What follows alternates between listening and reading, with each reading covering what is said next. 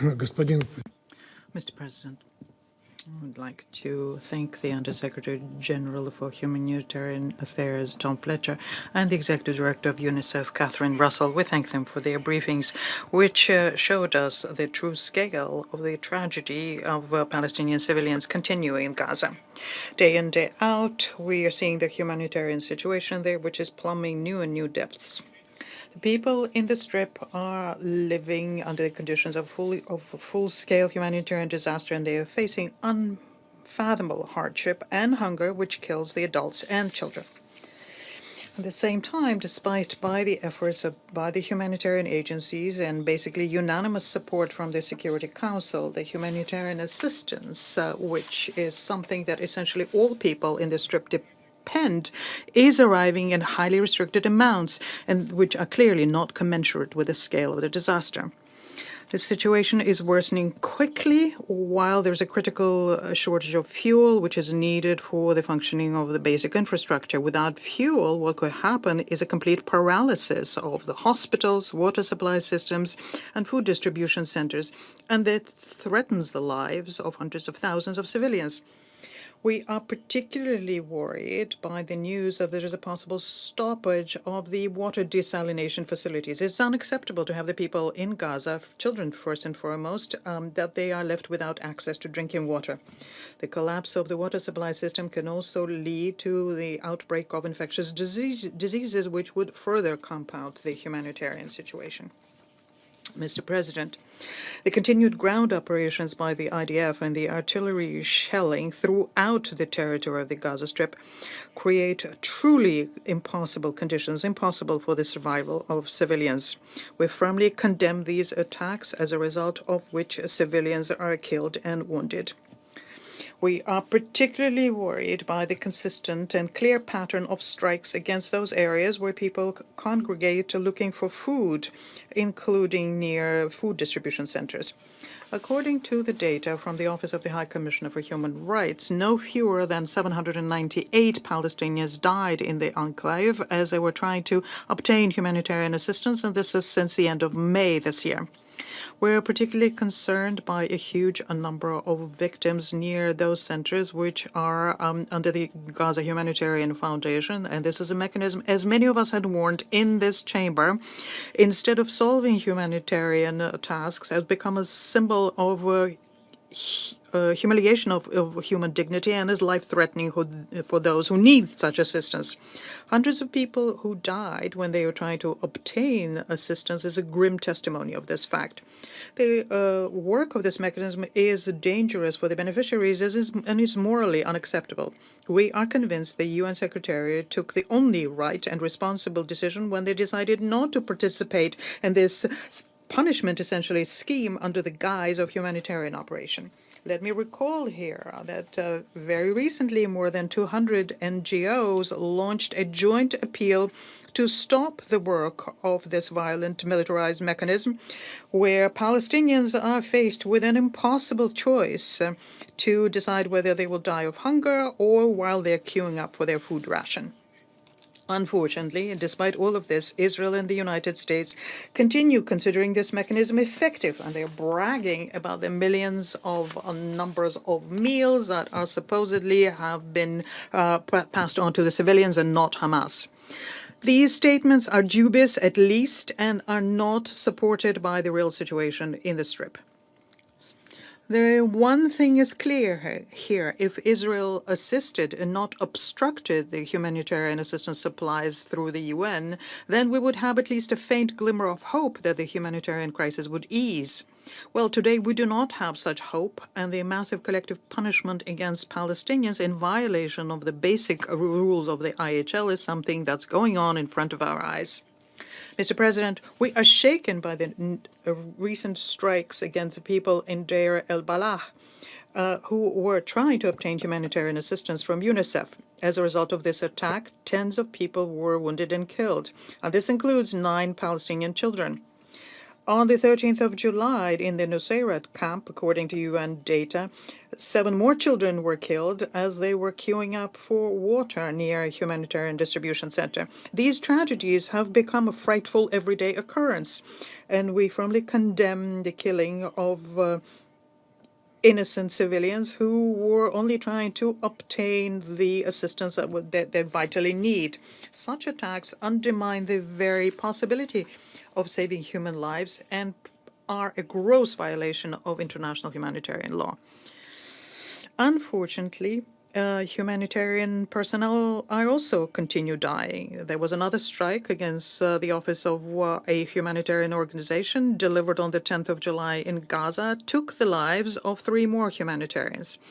This tragic incident once again shows how high the risk is that humanitarians are facing when they are doing their duty under the conditions of constant present danger. In parallel to attacks against humanitarians and the reporters who are covering Gaza, there is a true persecution unfolding against UN bodies which are out of favor, and this refers to UNRWA first and foremost, and this is the agency which for decades have been helping Palestinians with humanitarian assistance, education, and healthcare. UNRWA's uninterrupted and stable work is a guarantee of survival for the millions of Palestinians who are living not just in Gaza, but, as we all know, also in neighboring countries, the countries which took in refugees. Would like to underscore here that there has never been an alternative to UNRWA. And after UNRWA and the UN Secretary General, they went after the special procedures under the Human Rights Council. Such acts are not in line with the duties of a UN member states. They are in violation of the Charter and in violation of the Convention on Immunities and Privileges. This situation requires a very decisive international reaction. The protection and providing for the civilians in the occupied Palestinian territories is a duty of Israel as an occupying power. And this is not something that depends on whether or not it's acceptable for the Israeli leadership. We insist on unconditionally ensuring the safety of civilians. Unfortunately, all attempts by the international community to obtain the very basic principles of humanity being abided by are encountering an all-around support by Washington to its ally. The Washington essentially gave to West Jerusalem a carte blanche on any activity against Palestinians.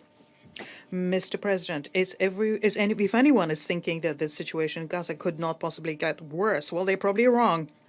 According to the information we are getting, including from Israeli officials, West Jerusalem is preparing a new plan to move 600,000 Palestinians in the so-called humanitarian city in Rafah, south of the Morag military corridor. And the goal here to, in future, concentrate all 2 million Palestinians there, having checked them against their links with Hamas.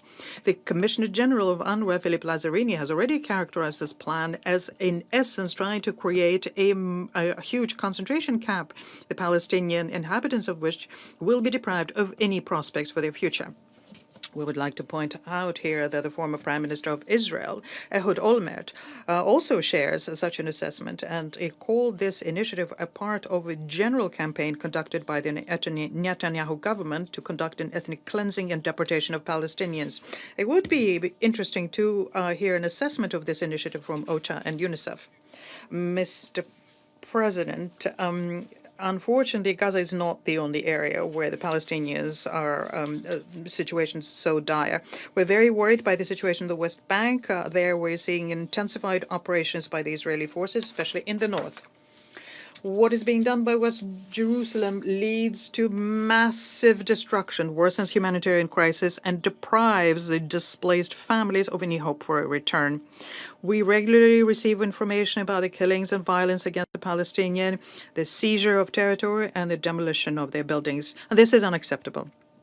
We call on Israel to immediately stop the violence in the occupied Palestinian territory to ensure that the people are protected and the humanitarian assistance to civilians is not impeded. They need this now more than ever.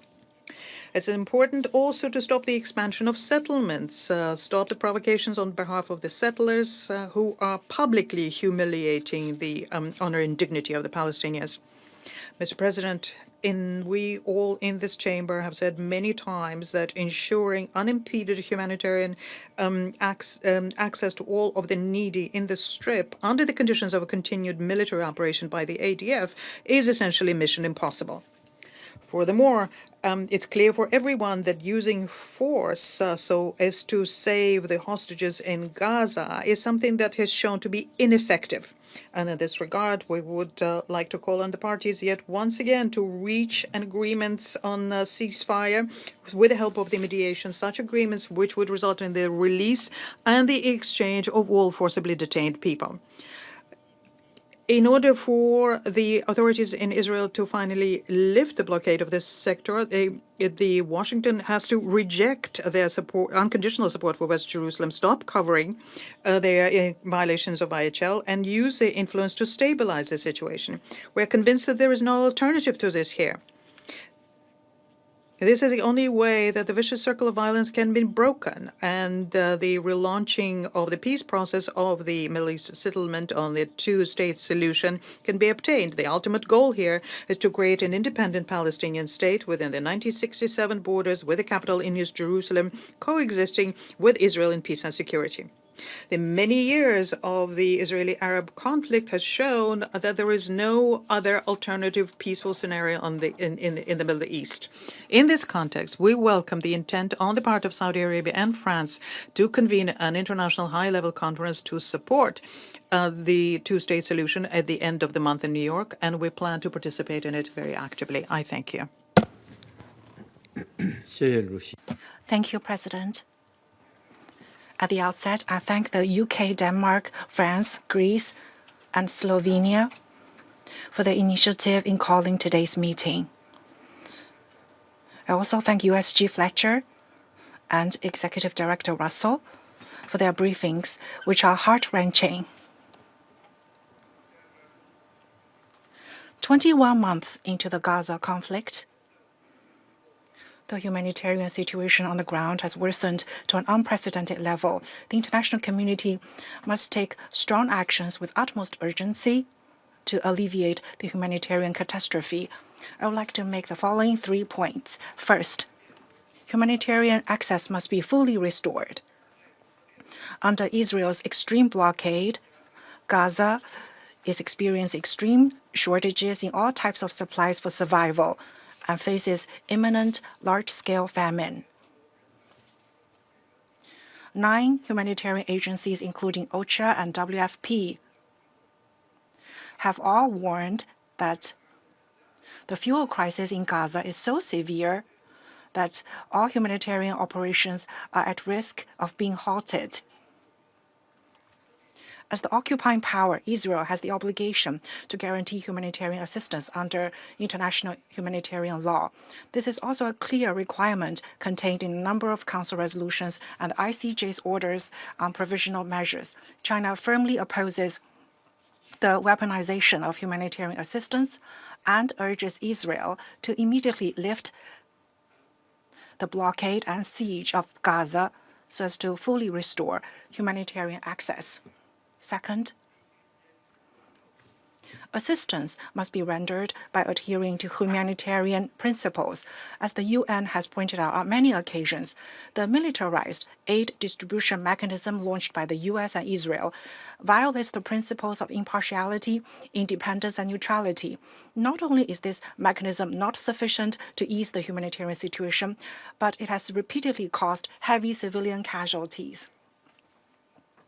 The use of force by the Israeli army against civilians seeking assistance in Gaza has resulted in more than 600 deaths and over 5,000 injuries. China strongly condemns the attacks against civilians and calls for accountability through serious and thorough investigations. The UN and other humanitarian agencies have built full-fledged systems with rich experience and therefore are capable of delivering humanitarian supplies on a large scale across Gaza. All parties should support the UN in delivering assistance in a manner that upholds humanitarian principles, while Israel is obligated to guarantee the safety and security of assistance and provide facilitation in all respects. Third, forced displacement of people must be stopped in Gaza. Since the start of the current Gaza conflict, Israel has imposed a large number of evacuation orders, covering more than 86% of Gaza territory, resulting in repeated displacement of more than 1.9 million people. Recently, Israel is reportedly discussing the establishment of a so-called humanitarian city in southern Gaza, and we are gravely concerned about that. Both Gaza and the West Bank are the homeland of the Palestinian people, not bargaining chips in political deals. Any attempt to forcibly transfer the Palestinian people is a grave violation of international law and Council resolutions, and must be firmly rejected by the international community. President, an immediate and lasting ceasefire in Gaza is the key precondition for saving lives and easing the humanitarian disaster. While we take note of the recent resumption of ceasefire negotiations, Israeli attacks continue, with new innocent lives lost every day. These cruel facts have shown time and again that peace cannot be achieved by force, and that prolongation of a war only leads to more deaths and hatred. We urge Israel to immediately cease all military operations in Gaza. Countries with significant influence over the parties should act in an impartial and responsible manner and take strong and effective actions to promote a ceasefire. The implementation of the two-state solution is the only viable way to resolve the question of Palestine. We welcome the high-level conference on the implementation of the two-state solution to be held at the end of this month, and hope that it will give strong impetus to the political process of advancing the two-state solution. China will continue to work with the international community towards quelling the flames of war in Gaza, easing the humanitarian disaster, implementing the two-state solution, and ultimately realizing a comprehensive, just, and lasting settlement of the Palestinian question. Thank you.